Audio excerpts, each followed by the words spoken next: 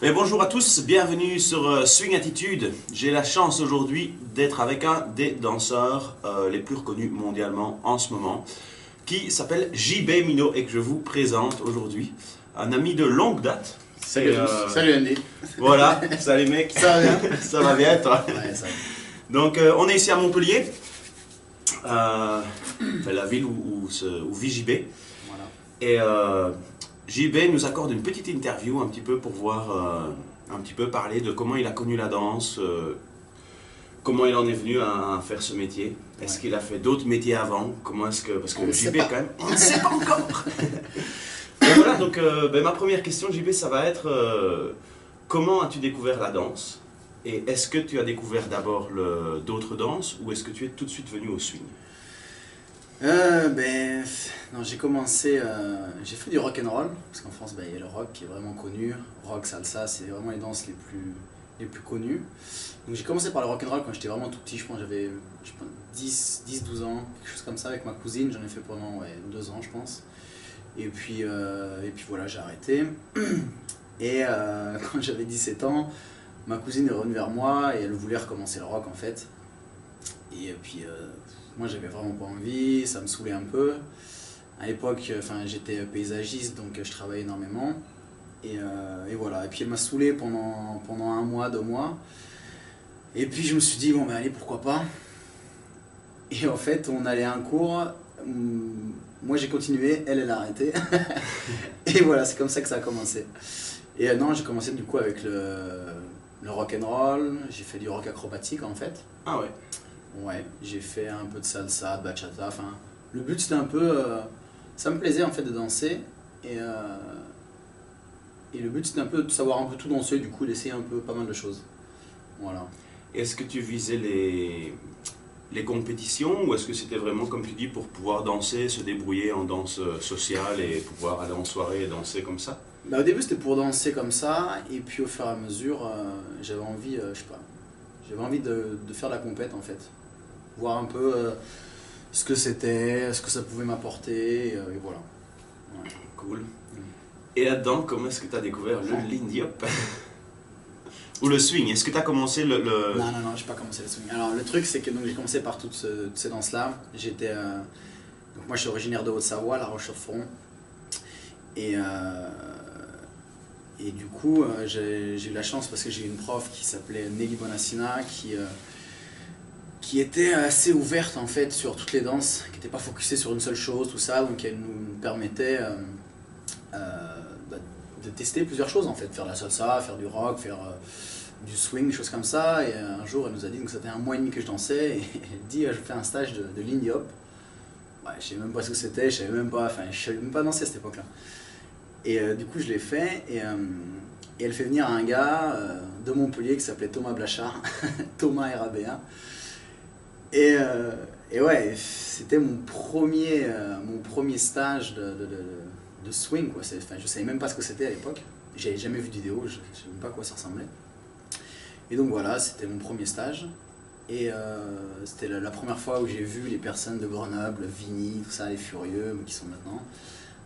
Donc c'était vraiment cool. Et après le swing, je trouve que j'étais à fond rock'n'roll acrobatique à l'époque. Et je regardais les championnats du monde qui se déroulaient à Lyon, où j'ai vu un couple qui dansait qui s'appelait Andy Spitz et Christelle de Cruz. Et c'est vrai. Et je m'en souviens parce qu'il y a eu un show en fait pendant le break, c'était sur le DVD. Et quand j'ai vu ça, j'ai dit à Tatiana, oh putain, je veux danser ça. Et je lui ai dit, je veux apprendre avec ce mec là. Et je sais pas, en fait ça s'est fait comme ça, parce que j'ai rencontré Tatiana, mon premier cours de danse, elle était déjà là en fait, j'ai rencontré, elle avait 11 ans, elle faisait cette taille-là, et voilà. Ouais. Donc Tatiana, c'est la partenaire toujours actuelle de JB, avec qui il tourne dans le monde, avec qui ils font les compétitions. Et peut-être qu'on aura la chance d'avoir une interview prochainement de Tatiana également. J'espère aussi. Ouais, donc voilà quoi, on a commencé comme ça, et puis du coup, j'ai dit à Tat, je dis putain, je veux danser ça, et on va apprendre avec ce mec-là. Je savais même pas du tout qui t'étais. Et en fait, on s'est rencontrés pour la première fois, je m'en souviens. Alors j'étais un grand fan et tout, je me souviens, c'était marrant. on s'est rencontrés la première fois à Annecy où tu donnais un stage. Et en fait, j'ai appris que tu étais de Lyon, du coup, à côté de chez moi, à 1h30 de chez moi. Et c'est comme ça où tout a commencé, en fait, où on se voyait 1 ou 2 fois par mois, je m'en souviens, on allait Tatiana le mercredi, prendre des cours avec vous. Et voilà, quoi, de fil en aiguille, ça s'est fait, ça nous plaisait énormément. Mais le problème, c'est qu'on n'avait pas de danse sociale à cette époque-là, en Haute-Savoie. Donc c'était très difficile, il fallait bouger à Grenoble, Chambéry. Sur Genève, à l'époque, il n'y avait rien du tout. Donc il fallait faire 1h30, 2 heures de route pour faire une soirée, quoi. Donc, voilà. Et surtout, je n'avais pas le permis à l'époque, encore. Et Oui, tu avais 17 ans. Ouais, bah, j'ai commencé à 17 ans, donc j'avais 18 ans, mais voilà, après c'était plus facile parce qu'au début c'était Nadia, la maman Tatiana qui nous emmenait partout. Ouais, je me souviens de ça. Ouais, putain, elle en a fait des stages de danse. Ah non, ça a été aussi une personne clé de notre réussite, entre guillemets. Ouais, qui vous a donné les clés aussi, qui vous a amené, etc. Bah, c'est sûr que sans elle, mes parents ils travaillaient tout le temps, donc ils ne pouvaient pas nous déplacer. Et elle était tout le temps là, nous emmenait à gauche à droite. Ouais, c'était marrant. Et voilà, quoi. Donc, du coup, on a commencé comme ça. Et puis, en parallèle des cours qu'on prenait avec toi, on continuait toujours un peu rock'n'roll acrobatique, le rock, la salsa. Après, on avait arrêté, on avait essayé le ballroom. On a fait du ballroom pendant 2 ans et demi, 3 ans en compétition, dans une école qui s'appelait Alp Show Dance. Et c'était vachement intéressant en fait, ça permettait de voir d'autres choses en fait et d'autres facettes en fait de la danse, parce que là c'était vraiment la première fois qu'on faisait de la compétition en fait. Mais c'était c'est un, comment je peux dire ça, l'état d'esprit est différent en fait. C'était je sais pas, j'aimais pas trop l'état d'esprit des compétitions en ballroom. Je trouvais pas ça très, je sais pas, je trouvais ça bizarre en fait. Ouais, donc tu as eu la chance de voir, d'être confronté aux différentes scènes du swing, puisque tu parles, j'ai fait un peu de salsa, j'ai fait un peu de Ouais, ballroom. tout à fait. Et donc, qu'est-ce qui te plaît dans le swing? Est-ce que justement c'est une des parties qui te plaît, c'est cette mentalité, c'est cette communauté, c'est cet esprit un petit peu? Est-ce que c'est une des choses qui fait sûr, que tu aimes ça? Ça fait partie de la danse, quoi. Enfin, c'est de la communauté swing, l'état d'esprit des gens, je sais pas, le partage qu'ils ont, enfin je sais pas, c'est vraiment cool, je sais pas, il y a quelque chose de particulier en fait, c'est comme une grande famille. Ouais.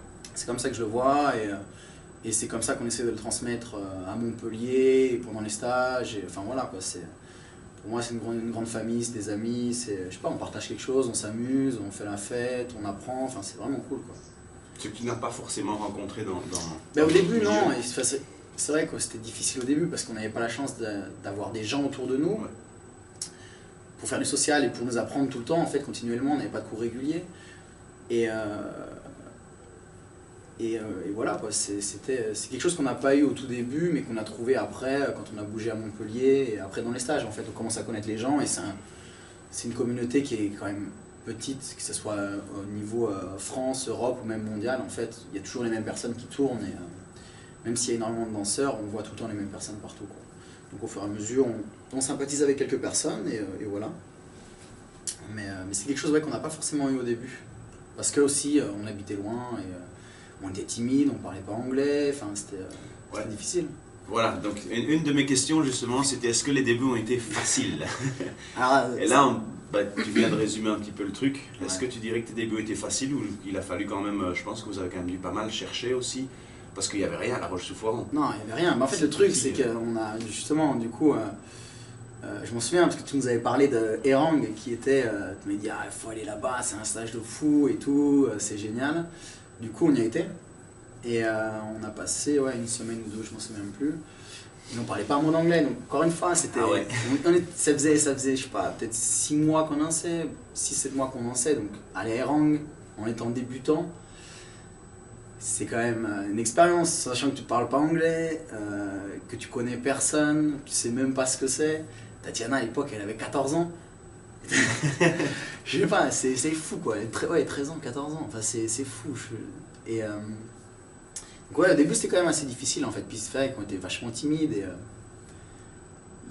voilà quoi, c'était vraiment pas évident quoi. Mais on était vraiment motivés, on voulait vraiment apprendre, donc voilà, on se donnait à fond On appréciait vraiment tous les moments où on pouvait, quand on partait à faire des stages en France ou même ailleurs.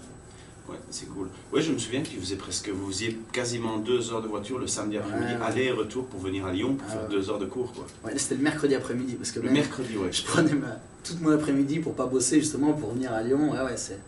Moi, on était des acharnés, on était des fous. Hein. Et ça paye. Non, c'est sûr, ça paye, tout à fait. Hein. De toute façon, c'est comme tout, le travail paye tout le temps, mais c'est un investissement de sa personne, c'est un investissement financier. C'est vrai que moi, quasiment toute ma paye, j'ai dépensé dans la danse, soit dans les chaussures, dans les déplacements et dans les stages, dans les cours. Et pareil, Tatiana, ses parents, c'était la même chose, quoi. Enfin, non, c'était vraiment un gros investissement, quoi. Et alors, maintenant tu vis du swing depuis plusieurs années, ça fait quand même un petit moment maintenant. Là, ça va, je suis dans ma 7e année à Montpellier, donc on va dire, ça fait 5 ans et demi, 6 ans. Ouais, 5 ans. Ouais. 5 ans. Et qu'est-ce qui te plaît autant dans le swing? Je sais pas, ce que j'adore, c'est tout ce qui est social, en fait. J'adore déjà, ce que j'aime, c'est mon travail avant tout, en fait. Je suis enseigner, je sais pas, partager, en fait. Ouais. Ça, je trouve ça génial. Partager la danse, pouvoir transmettre ma passion à d'autres personnes, en fait, que ce soit des gens de Montpellier, nos élèves de Montpellier, dans les cours réguliers, les gens qui viennent en stage à Montpellier ou quand on va enseigner à gauche à droite en Europe, dans le monde entier. En fait, c'est vraiment cool. Il y a plein de gens qui sont super motivés, ils veulent apprendre. Tu rencontres des nouvelles personnes, ils t'apportent des choses, tu leur apportes d'autres choses. Enfin, c'est vraiment un grand échange et c'est génial, quoi. Et encore une fois, c'est une communauté qui est vraiment friendly là, et il y a plein de choses en fait qui font que, je sais pas, on s'y sent bien et on a envie d'y rester, quoi. Et tu es un des leaders de Montpellier.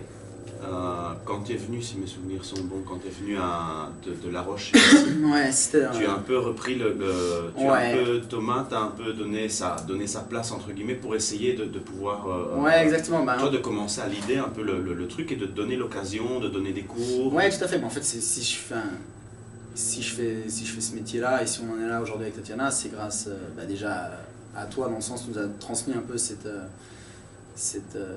passion du swing. Et je m'en souviendrai toute ma vie. Après, là, c'est en 2008, décembre 2008, où j'ai rencontré Thomas pour la 2e fois, et qui se souvenait de nous encore, d'ailleurs, c'était marrant. Et c'était à Grenoble, au Mini Jammers.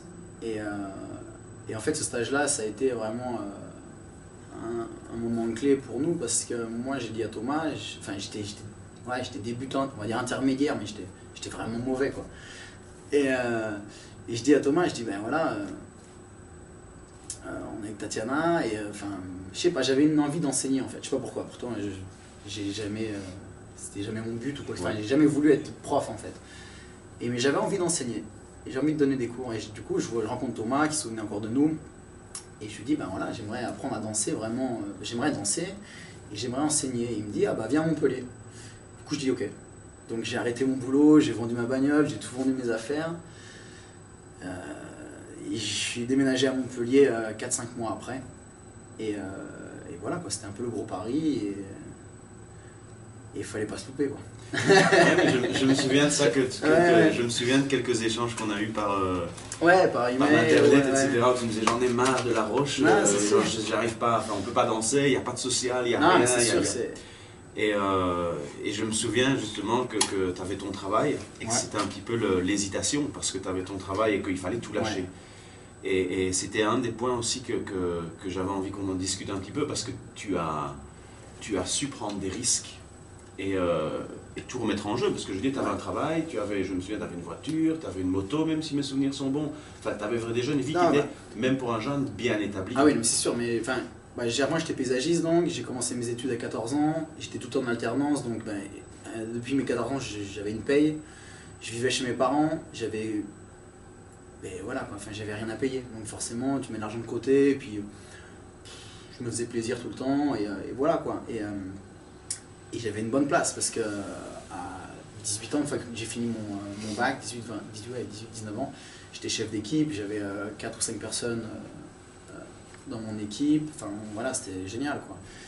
Et c'était que passer d'un confort de vie qui est relativement bien à je vais à un endroit où j'ai jamais été, je connais personne et je sais même pas danser.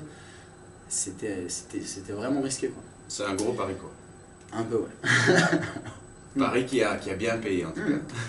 C'est cool. Mais voilà, après dans ma tête, je descendais à Montpellier et là, dans ma tête c'était ok, il faut que je danse quoi, j'ai pas le choix.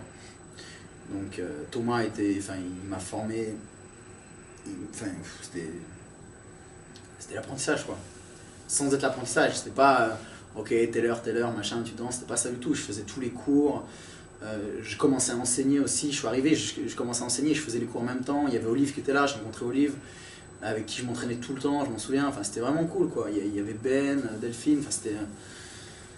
Toutes ces rencontres, ouais, enfin j'étais vraiment intégré à Montpellier, enfin c'était que c'était un peu la famille quoi. Vraiment. Ouais. C'est vraiment, je me suis vraiment senti super bien là. Tatiana n'était pas encore là, elle a déménagé 1 an après moi. Mais elle a eu de la chance que ses parents la laissent partir 1 an après, elle avait 17 ans, elle n'était pas majeure. Enfin, non, on a vraiment eu de la chance, vraiment. La chance d'avoir des parents qui soient derrière nous pour nous motiver, pour nous soutenir, pour nous aider aussi financièrement. Parce que au début, moi j'ai arrêté mon boulot, j'avais de l'argent un peu de côté, mais je gagnais rien quoi. Ouais. Donc c'était vraiment pas évident, mes parents m'ont beaucoup aidé et voilà. Et à côté de... Donc tu enseignes internationalement, tu fais des compétitions, mais aussi tu as aussi une casquette d'organisateur et de... Ouais. C'est un petit peu toi qui gère, ou du moins qui a géré le Swing Jammers, qui est une des associations quand même importantes sur Montpellier. Ouais, tout à fait. En fait, du coup, quand j'ai déménagé à Montpellier, Thomas commençait à voyager énormément sur Montpellier. Et donc du coup pendant 1 an, il m'a un peu appris à danser tout ça, et j'étais tout le temps avec lui. Et à l'époque il y avait l'Apollo Jazz Café que ses parents avaient, où il était directeur artistique là-bas, il faisait toute la programmation. Et du coup il était un peu moins à l'Apollo parce qu'il voyageait à l'époque pour enseigner, donc c'était au tout début avec Alice pas mal. Et du coup, moi je le remplaçais un peu pour faire DJ quand il y avait les soirées swing, il m'expliquait tout le temps pour mettre en place la scène, quand il y avait le jazz club qui venait jouer. Enfin, c'était un peu quelque chose de complètement nouveau quoi. Et Thomas était tout le temps là pour me dire ok c'est ça, machin, ça marche comme ça, il me montrait tout. C'est vrai qu'au fur et à mesure, il m'a passé les rênes, mais ça s'est fait, c'est pas fait d'un coup, dire ok bon, maintenant c'est toi qui gères ça, non, pas du tout, c'est fait petit à petit en fait, en 2-3 ans en fait, il m'a redonné en fait m'a transmis les Swing Jammers et ouais maintenant c'est moi qui les gère entre guillemets avec toute une équipe derrière moi, que ce soit Isaïe, Olive, Ben, enfin tous nos profs qui enseignent, Tatiana, enfin c'est pareil, c'est une famille, c'est une grande équipe en fait. Toi vous êtes beaucoup maintenant. Ouais, je me semble qu'on est environ 15-16 profs, donc c'est cool. Tous les soirs il y a des cours, des fois il y a des spots, il y a différents endroits, il y a 2 ou 3 endroits par soir des fois. Et après, ouais, voilà, on gère à peu près entre 300 et 350 adhérents à l'année, donc c'est cool. Ouais. Ce qui est quand même énorme pour Montpellier en fait, parce que Montpellier qui est quand même une petite ville, et voilà. Cool. Et revenons un petit peu à ta carrière maintenant de danseur, performeur, enseignant. Multicasquette, notre homme, JB. Ouais, prof de danse quoi. Voilà. Qu'est-ce qui t'a aidé vraiment, et quels sont les conseils que tu pourrais donner s'il y a des danseurs qui nous regardent et qui ont envie un jour d'éventuellement se projeter dans une carrière internationale, déjà une carrière de prof, et puis après éventuellement une carrière internationale, de prof international, de compétiteur? C'est une bonne question. C'est une très bonne question. Je sais pas. Après, c'est quelque chose de compliqué parce que je pense que de tous les profs internationaux, je pense, hein, en tout cas de mes amis proches, on s'est jamais dit, parce qu'on en discutait l'autre fois, notamment avec William, on s'est jamais dit ah tiens, je vais être prof international. Ouais. Et c'est ça le truc, je pense, ça fait une différence en fait. Tu te dis ok, je danse, je m'amuse et je sais pas, c'est quelque chose qui se fait en fait. Tu rencontres des gens qui disent ok, viens là, et ça se fait tout seul en fait. C'est pas sûr, c'était tout le temps en train de chercher des plans pour enseigner à gauche à droite, je sais pas. Je sais pas, moi c'est pas mon truc. Il y en a qui le font, mais après c'est un choix personnel en fait. Mais je sais pas, je me suis jamais dit déjà je vais être prof international. Après il faut se donner les moyens, c'est sûr que on n'a rien sans rien. C'est sûr que si tu veux danser en social, ben, certes il faut prendre des cours, mais il faut aller pratiquer, il faut vraiment se donner quoi. Même si t'es fatigué ou quoi que ce soit, c'est quelque chose qui est vraiment important. Le social c'est un peu la clé de tout en fait. Ouais. Donc ouais, du social, se donner les moyens de s'entraîner aussi de temps en temps. Et voilà quoi, après je sais pas, c'est surtout danser, vivre la danse, ouais, la passion, ça, en fait. aimer ce qu'on truc. fait, Ouais, et puis les choses viennent parce qu'on danse beaucoup et parce qu'on aime ce qu'on fait. C'est un peu ce que tu veux dire, quoi. Exactement ça. Que c'est né parce que voilà, tu aimais la danse et puis les choses se sont mises. Je pense que de fil en aiguille, en fait, c'est quelque chose qui se crée automatiquement, en fait. Voilà.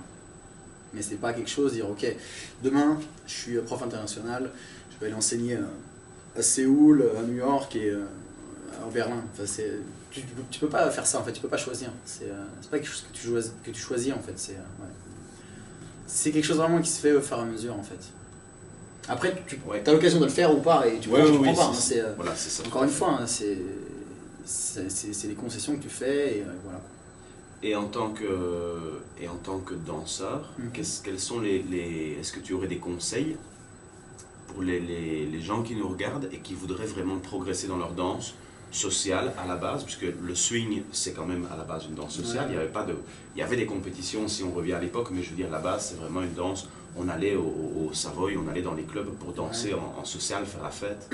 Mais ouais, là c'est tout le temps la même chose quoi. Moi je le vois vraiment tout le temps comme ça en fait. Quand je rentre du week-end où je fais l'enseigner quelque part, ben, je rentre le lundi, je me pose, le mardi j'enseigne, après je sors, je vais danser, je vais écouter les musiciens, la musique, enfin... Même si je danse pas forcément tout le temps, j'aime bien être entouré de danseurs, voir les musiciens écouter cette musique, en fait, je sais pas, je trouve que c'est une chance. Quand tu écoutes maintenant les old-timers qui disent ah je m'en souviens quand Basie il était là, machin il jouait, il y avait je sais pas telle ou telle personne, tu fais waouh la chance quoi. Ouais. Et tu dis putain, t'es une époque où j'aurais bien voulu voir ça de mes propres yeux quoi. Et je me dis en fait c'est la même chose pour nous quand on aura des enfants et petits-enfants, et ben, tu leur diras bah voilà, j'ai eu la chance, j'allais dans les bars, on dansait toute la soirée, on dansait toute la nuit. Il y avait des musiciens en live, ils jouaient du swing et tout, c'était vraiment cool. Enfin, et ouais, ils nous diront c'était quoi le swing. Ouais. non, mais c'est. Je sais pas, je trouve que c'est vraiment une chance. C'est pas donné à tout le monde. Et en fait, je pense que j'ai de la chance parce que mon frère est musicien, enfin, on est tous des musiciens, ma soeur, mon père. Et j'étais musicien quand j'étais gamin, mais. C'est quelque chose où on n'a pas forcément l'habitude de voir, du moins en France, dans le sens où quand on fait des concerts, c'est des grands concerts, des grandes salles, mais des petits concerts comme ça, surtout pour de la danse, et ben, c'est quand même assez rare en fait.